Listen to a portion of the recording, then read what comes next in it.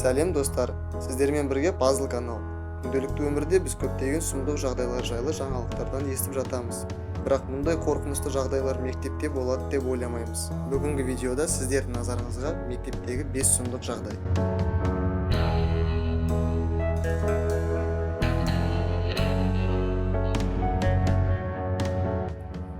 2013 жылы Украина Мариупольдағы болған жағдайдан жаға ұстады.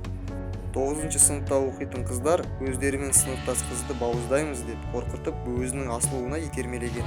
Қыз болса жылап, болмаған зат үшін кешірім сұраған. Бірақ жас қылмыскерлерге бәрібір болған. Мектеп директоры мен сынып жетекшісі бәрін білген. Бірақ мұның барлығына көз жұма қараған. Өздерінің ақымақтығынан қыздар бұл видеоны ғаламторға салған.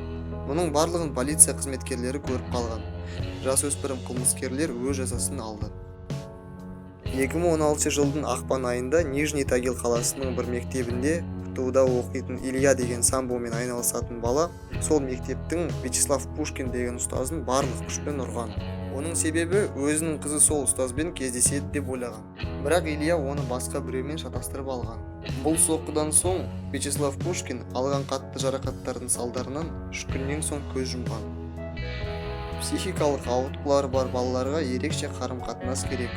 2012 жылы Бостонның мамандырылған мектептерінің бірінде болған жайт бақылау камераларына жазылып, журналистердің қолына түскен. Онда Эндрю Макколлинс деген оқушыны жасаған қылықтары үшін тоқпен соғып тәрбиелеуге дайындалып жатқаны көрсетілген. Эндрю олай жасамауларын өтінгенмен, қатыгез тәрбиешілер өз істерін жүзеге асырды. Үндістанның Бенгалуру қаласында көптеген қаңғыған жануарлар жүреді.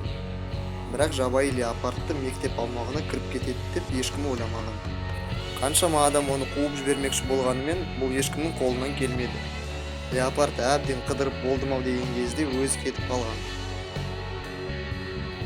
Ең сұмдық оқиға 1999 жылдың 20 сәуірінде ақш-тағы Колорадо штатының Колумбайн мектебінде орын алған.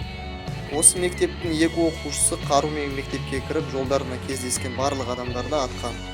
37 адам жарақат алып, оның 13-і көз жұмды. Егер осы есуас балалардың қолдан жасаған үш бомбасы жарылып кетсе, өліп және жарақат алған адамдардың саны бұдан да көп болар еді. Бұл бұзақылар осы жасағандарынан кейін өздеріне қол жұмсаған. Достар, егер бұл видео сізге ұнаса, лайк басып, біздің каналға қолдау көрсетіңіз.